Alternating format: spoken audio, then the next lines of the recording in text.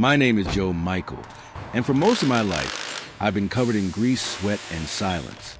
I work at a small auto garage just off Highway 19, fixing other people's broken cars while trying to get my own broken past. The mornings here are always the same. You're not blood. Coffee that tastes like metal, country music on the radio, and the smell of burning oil. But that morning felt different. The cold bit harder. The engine seemed louder. Maybe it was because I woke up thinking about my mother again. It's been 28 years since she passed, but her voice still echoes in my head, soft, loving, and tired. If you have not subscribed to our YouTube channel, please subscribe now. Also let me know where you are watching from in the comment section. Joe, she used to say, you'll understand everything one day. I never did. Not then. Not after my stepfather, Richard, kicked me out of the only home I'd ever known. I was just 16 when he told me I wasn't blood and slammed the door behind me. Now, all these years later, I still turn a wrench for a living. I don't complain. I've learned to live small. But sometimes when I wipe the grease off my hands, I wonder, what if Mom's words meant something more? Something I was never meant to forget. I remember my mother's last day like it was yesterday, though it was 28 years ago. She was lying in a hospital bed, pale and weak, but her eyes still had that fire I loved. Brain tumor, the doctor said. Aggressive, unforgiving. I sat by her side, holding her hand, trying to stay strong, even though my chest ached with every shallow breath she took. She looked at me and whispered, Joe, promise me you'll take care of yourself. Promise me you'll remember who you are. I nodded, swallowing hard. The tears I refused to shed threatening to spill. I wanted to fight for her, to make her live forever. But I couldn't. Not even the doctors could. Not even money could stop what was coming. She squeezed my hand one last time and said, the money your father left you, don't let them take it. Her voice trembled, fragile but clear. I didn't understand then. Richard, my stepfather, was already planning to erase me from her life and mine from her legacy. When she closed her eyes for the last time, I didn't know that those 5 words, you're not blood, would haunt me for decades. Richard stood at the foot of my mother's hospital bed, tall, polished, and calm, like a man who owned the world. He put a hand on my shoulder and said, Joe, I'll take care of you. I promise. You're my son now. I wanted to believe him. I wanted it so badly my chest ached. For a few weeks, he acted like he meant it. He brought flowers, made small talk with the nurses, and even smiled when I smiled. It felt almost normal, almost like a family. But I should have known. I should have seen it in the way he counted the hospital bills, the way his eyes lingered on my mother's papers instead of her. Money mattered more than love. Always. The day Mom passed, he changed. The charm vanished. He wore a mask of sorrow in public. But behind closed doors, I saw his true face. You're not blood, Joe, he said in the garage we once called home, his voice cold and sharp. Your mother is gone. The rest is mine. He handed me $500 like a charity case and a key to a door I was never allowed to open again. From that moment, I knew my life had changed forever. I packed my few belongings into a battered duffel bag, the weight of every stolen year pressing on my shoulders. Richard didn't care about my protests or my tears. You're not blood, he repeated, each word cutting deeper than the last. I had nowhere to go. My mother's house, my home for 16 years, suddenly felt like a cage I'd been pushed out of. The neighbors watched silently as I slung my bag over my shoulder. Some offered pitying looks, but no one could fix what Richard had broken.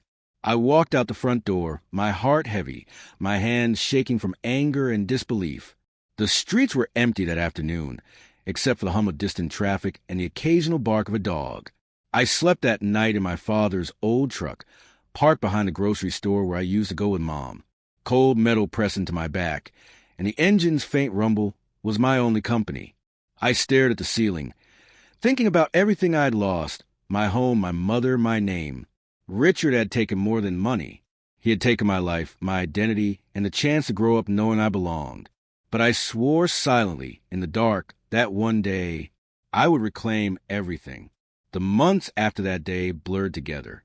I slept wherever I could, behind closed store doors, in abandoned garages, or under the occasional bridge.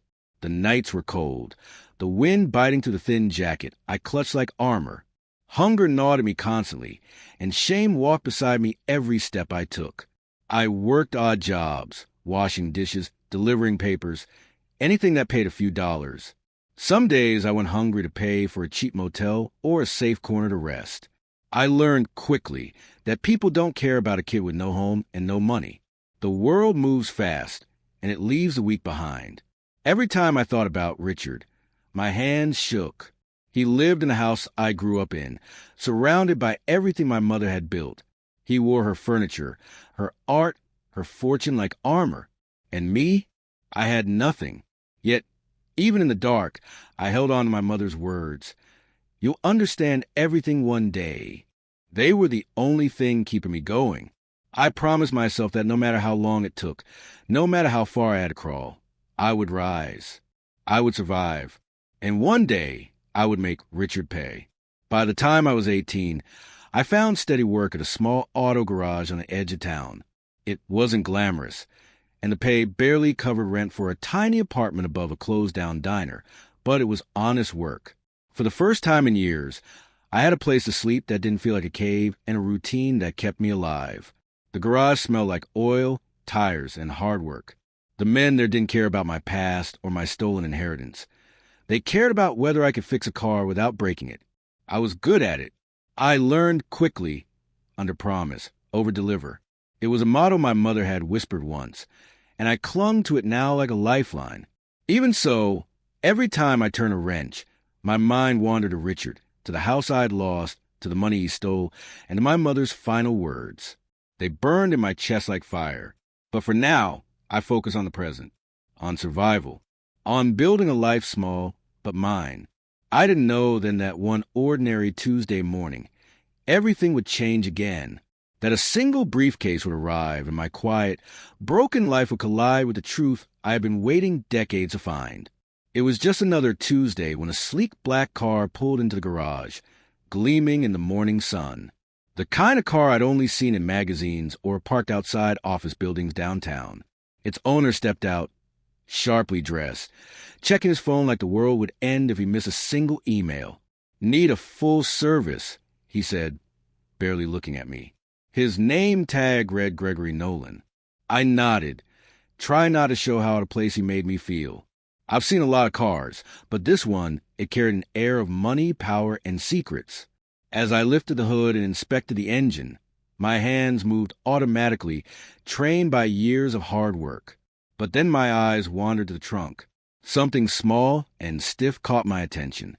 A briefcase, wedged behind a spare tire like it didn't belong there. I froze. My heart thumped against my ribs. 100 thoughts ran through my mind. Who left it? Why? And, most importantly, could this be the thing that changes everything? Gregory Nolan stepped out for coffee, muttering about conference calls.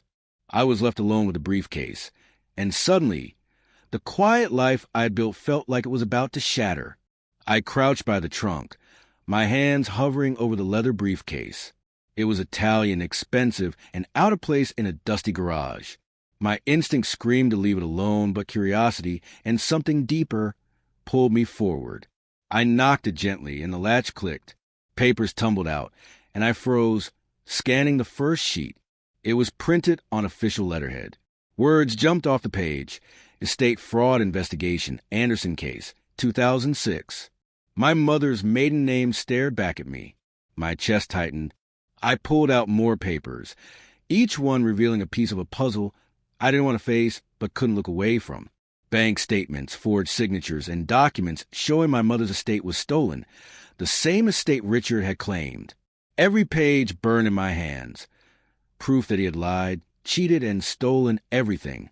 A sticky note with handwriting I didn't recognize read, "Meeting with FBI, Thursday, 2 p.m. indictment likely." My stomach dropped. This was real. Too real.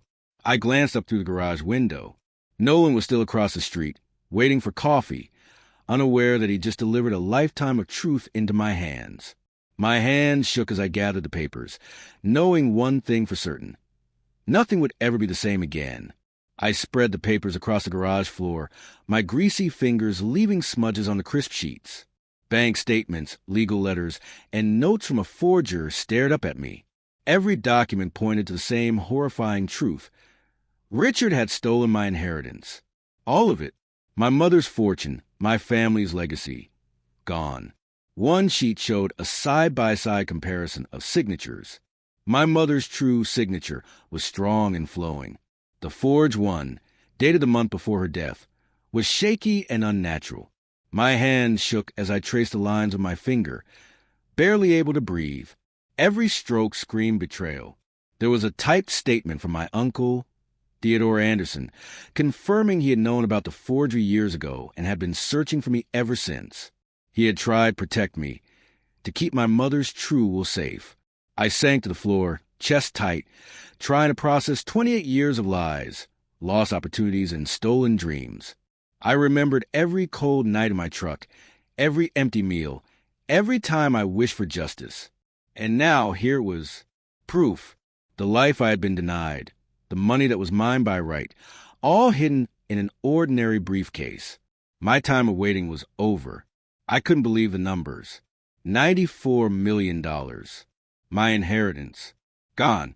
Richard had taken every cent. The figure glared at me from the bank statements like a neon sign. My mother's life's work. My father's legacy. Stolen. I sank against a garage wall, the papers spilling around me. 28 years of struggle, of scraping by, of living hand to mouth, all because of him. Every job I had taken, every night spent in a cold bed, every day I thought about what could have been. It all made sense now. But anger didn't overwhelm me. Not yet. Shock held me first, a cold weight pressing against my chest. Then clarity. I had the proof. Every forged signature, every bank transfer, every note from the forger himself.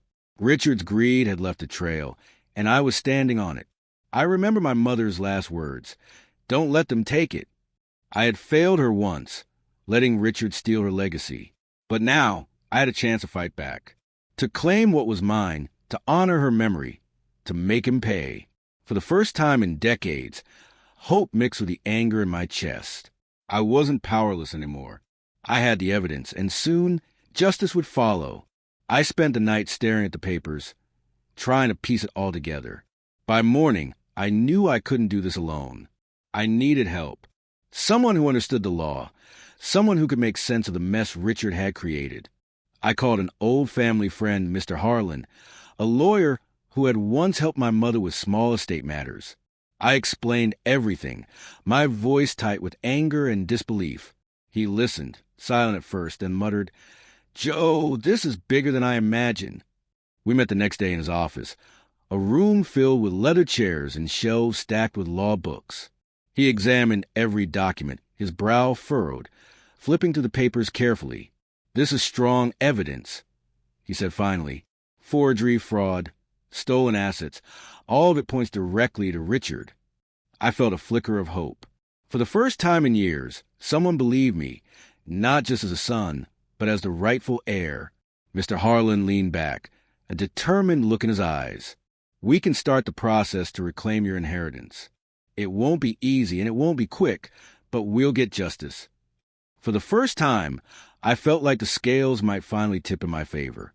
Before anything could move forward, Mr. Harlan insisted we prove my connection to my mother, legally and scientifically. Richard had denied me for decades, claiming I wasn't blood. The court would need proof.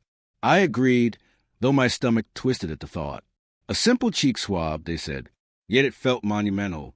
One tiny sample could undo 28 years of lies.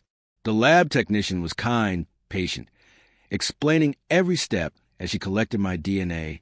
Weeks later, I received the call. My hands shook as I held the official report. The results were clear. I was my mother's son. Blood didn't lie. I was every bit the heir I had always been told I was. I thought of Richard, pretending I didn't exist while living in the house I grew up in. Every time he had said, "You're not blood," I felt the cold sting of injustice. Now, the words had no power. Mr. Harlan smiled. placing a reassuring hand on my shoulder. Joe, this is a foundation. With this, we can challenge the will, reclaim your inheritance, and hold Richard accountable. For the first time in decades, the fight felt real. The battle for what was rightfully mine had begun. I saw Richard for the first time in years at a routine court hearing. He looked older, but the arrogance in his eyes was the same. He didn't even flinch when I walked in, as if he still believed he owned my life. The courtroom smelled of polished wood and stale coffee, but I barely noticed. My focus was on him, on the man who had stolen my mother's love, her fortune, and my childhood. Every memory of cold nights in my truck, every meal I had skipped, every lie he had told flashed before my eyes. He glanced at me, eyebrow raised. Joe, he said with that fake charm, I didn't expect to see you here. I stayed silent, letting the tension build. Words weren't enough, not yet. I only needed him to feel the weight of my presence. Mr. Harlan handed me a folder filled with the evidence. The forged will, bank statements, and forensic analysis proving fraud. My heart raced. Richard's smug smile faltered slightly as he glanced at the documents. For the first time in decades, I felt power where there had once been none. The fight had begun, and this time, Richard couldn't push me aside.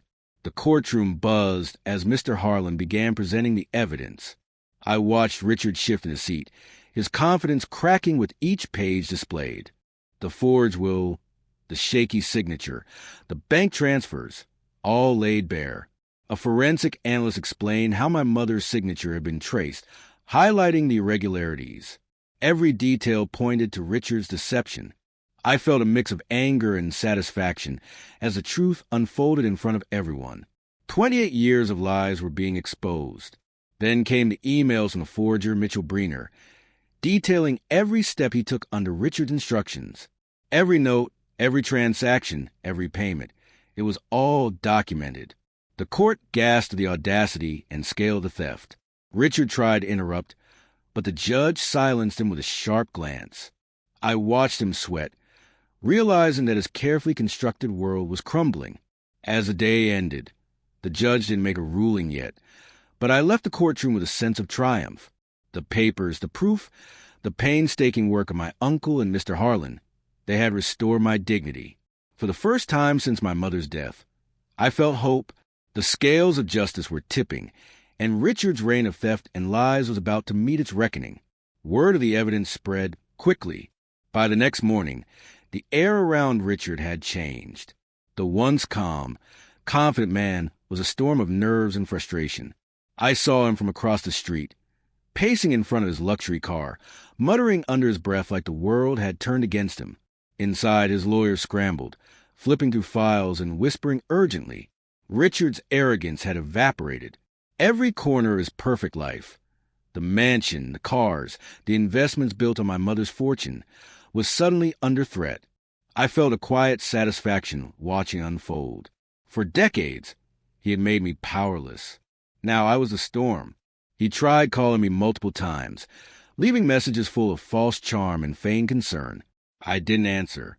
The boy who once slept in his father's old truck, the one he discarded like trash, had grown into a man ready to reclaim what was his.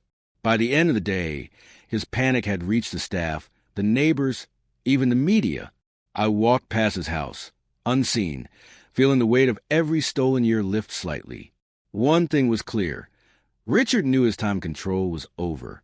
Justice was approaching, and I would be there to see it delivered. The day finally came when I stepped into what had once been my childhood home. The mansion felt different, empty, cold, and hollow without Richard's presence. I walked the halls slowly, memories hitting me with every step. Birthday parties, whispered arguments, stolen laughter. Mr. Harlan handed me the court order confirming that Richard's control of the estate was suspended pending the trial. The legal battle was far from over, but I felt a surge of victory. The house, the money, the life that had been stolen, it was slowly coming back to me. I touched the railing of the staircase, tracing the wood that my mother had polished with her own hands. Everything she had built, everything she had loved, was mine again, not by inheritance, but by justice. For the first time in decades, I felt grounded. The stolen fortune wasn't just numbers on paper. It was the proof that my life, my identity, and my mother's love had been real. Outside, the gardens were overgrown, the fountain dry, but I smiled. I would restore it all, brick by brick, flower by flower. Richard's greed could not erase her memory, nor could it erase me. My legacy had returned, and I would protect it fiercely. The mansion was a shadow of what it had once been. Overgrown gardens swallowed the walkways, and the fountain lay dry, cracked, and forgotten. The walls were dusty, cobweb corners marking the years Richard had ignored what didn't serve him. But to me, it wasn't ruined. It was waiting for me to bring it back to life. I hired landscapers first, then restorers for the interiors. Every detail mattered.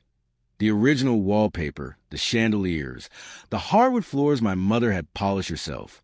It wasn't just about money. It was about respect, about reclaiming every inch that had been stolen from me. As the days passed, memories returned with every restoration. I found a forgotten photograph of my mother laughing in the garden, her hand brushing the roses. I paused, letting the memory fill me with both sorrow and determination. Neighbors whispered as I walked through the estate, watching the transformation. Some remembered the old Anderson mansion and its tragedy. Others only saw a man returning to wealth. But I didn't care. This was for my mother, for the boy I had been, for the man I had become. By the time the fountain flowed again, I felt a sense of closure. The house was alive once more, and so was I. The first call I made after reclaiming the mansion was to my uncle, Theodore Anderson. I hadn't seen him since my 13th birthday, and decades of silence weighed heavily between us. His voice, warm and familiar, cracked slightly when I spoke. "Joe," he said, "I've waited a long time for this moment." We agreed to meet in Lisbon, where he had lived since being disinherited. The flight was long, but I barely slept, my mind racing through memories of my mother, the stolen inheritance, and the life I'd built from scraps. When I saw him, he looked older, but his eyes held the same kindness I remembered. We embraced awkwardly at first, decades of lost time pressing down on us. Then we sat, talking for hours about my mother, Richard's lies, and the future we could finally plan. He handed me a folder with copies of documents he had kept safe for years, original letters from my mother, legal filings, and notes detailing Richard's schemes. I felt a surge of gratitude.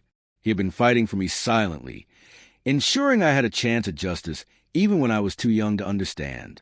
For the first time, family fell whole again. My mother's blood ran through me, and so did my uncle's unwavering support. Back in Columbus, the mansion felt different now, alive with possibility, yet heavy with the battle still ahead. Richard's lawyers were ready to fight, and the trial to reclaim what was mine loomed over every conversation, every document, every meeting with Mr. Harlan. I spent hours going over every piece of evidence. The forged will, bank transfers, emails from Breener, and my uncle's letters. Each document reminded me of what I had lost, but also of what I stood to gain. Not just money, but justice. Mr. Harlan outlined the strategy, focus on the forged documents, prove my mother's mental state in her final months, and show Richard's deliberate deceit. Every detail mattered. The smallest mistake could give him an opening. I trained myself to remain calm, to sit for hours listening to testimony and questioning witnesses. The past 28 years had hardened me, but this required patience, precision, and endurance. Late at night, I walked through the gardens, thinking of my mother and the boy I had once been. The man I was now had a mission: to expose Richard's crimes, reclaim my inheritance, and honor the woman who had loved me even when he did not. The trial was coming. I was ready. The courtroom was packed the morning the trial started. Reporters filled the back rows, their cameras flashing as I entered. Richard sat across the aisle, dressed in an expensive suit, pretending to be calm. But I saw the tension in his jaw, the faint twitch in his fingers. He was cracking.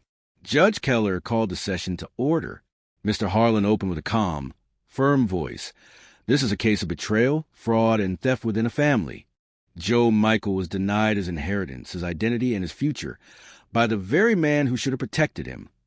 Each word echoed through the silent room. My heart pounded, but I stayed still, eyes locked on Richard. He avoided my gaze. The first witness was a handwriting expert. He displayed side-by-side images of my mother's true signature and the forged one Richard had used. The difference was undeniable. Gasps rippled through the room.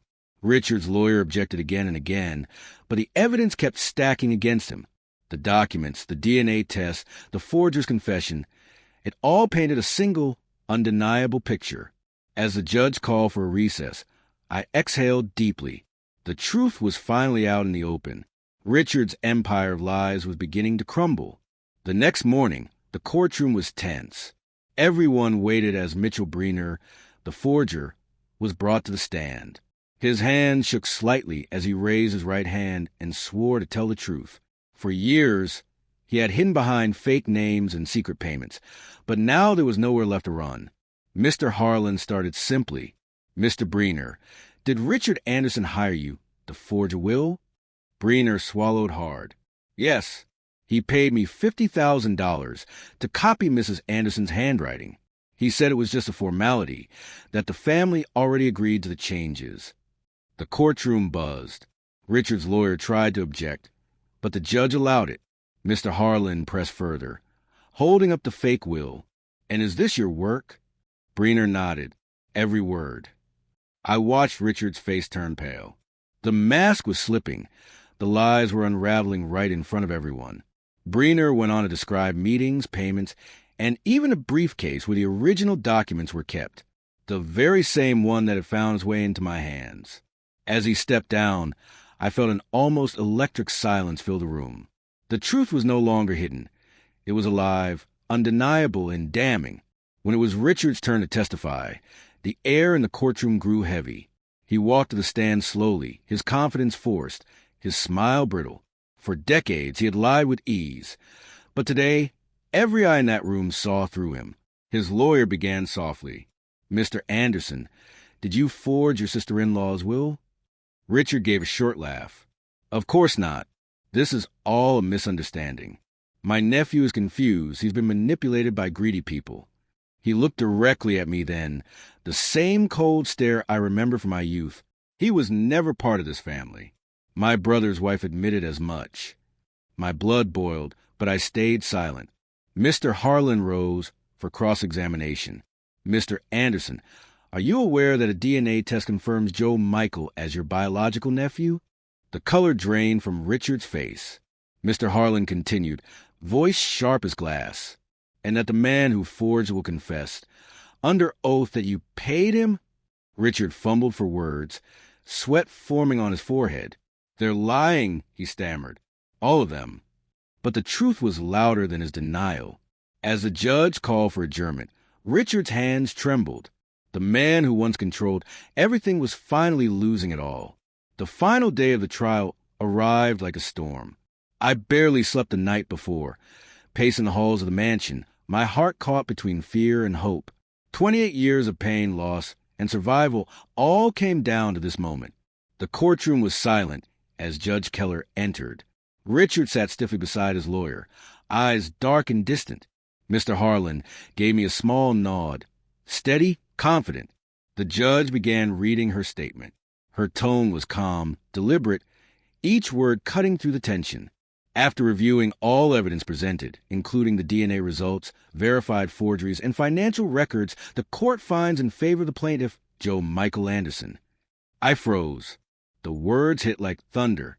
The defendant, Richard Anderson, she continued, is hereby found guilty of fraud, forgery, and theft. His assets are be seized and transferred according to the original estate will. Gasps echoed across the courtroom. Richards had dropped, his hands gripping the table.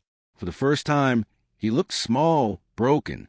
Mr. Harlan turned to me, smiling. It's over, Joe. I felt tears sting my eyes. My mother's voice echoed faintly in my heart. Don't let them take it. I hadn't. Justice was finally mine. In the days following the verdict, the mansion was filled with silence. Peaceful, heavy, and unfamiliar. Reporters swarmed outside the gates, headlines shouting about the $1 million betrayal. But I didn't care about the noise. For the first time in decades, I could breathe freely. Richard's properties were seized, his accounts frozen. He faced years in prison. The empire he built on my mother's money had collapsed overnight, and while justice didn't erase the past, it made the scars bearable. I walked to the halls of my restored home, the morning sun streaming through the windows. Every beam of light felt like a blessing, a reminder that truth, no matter how long it takes, always finds a way to rise. Uncle Teddy called that evening. "She'd be proud of you, Joe," he said softly. I smiled, holding back tears. I sat by the fountain in the garden, the one I'd rebuilt stone by stone, and whispered, "We did it, Mom." The water shimmered under the fading sunset, and for the first time, the ache in my chest began to fade. Justice had been served. The house was alive again. And so was I. Months passed, and life slowly settled into a rhythm I'd never known before, quiet, steady, and mine. The mansion no longer felt haunted by the past. Laughter filled the halls again, from friends, workers, and neighbors who stopped by to help restore the gardens. It finally felt like home. I started a foundation in my mother's name, one that supported orphan and displaced kids, children who, like me, had once lost everything. It felt right, giving others a second chance I had fought so long to earn. Uncle Teddy visited often. We'd sit on the porch in the evenings, watching the sun dip behind the hills, talking about my mother and the years that had shaped us. "You turned the pain into purpose, Joe," he'd say. I'd just smile. One morning, as I walked to the garden, a breeze swept through the roses. Her roses. For a moment, it felt like she was there, whispering to the petals, proud and at peace. The boy who had been cast out was gone. In his place stood a man who had reclaimed not just a fortune, but his identity, his family, and his peace. The past was buried. My new life had finally begun. If this story moved you, don't forget to like the video, subscribe for more powerful narratives, and share your thoughts in the comments. We'd love to hear what part hit you the hardest. Thanks for watching.